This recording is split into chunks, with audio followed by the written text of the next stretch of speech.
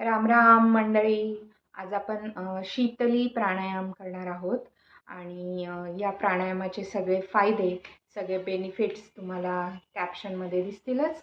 तर लगेचच आपण सुरुवात करूया शीतली प्राणायामाला. या प्राणायामात आपल्याला जिभेची पुंगळी करायची आहे.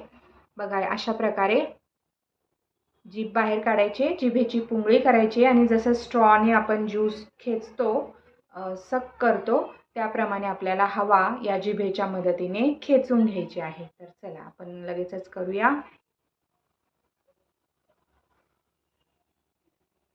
अशा प्रकारे श्वास आत घेतला की तोंड बंद करून नाकाने हळूच श्वास सोडायचा आहे. पुन्हा एकदा.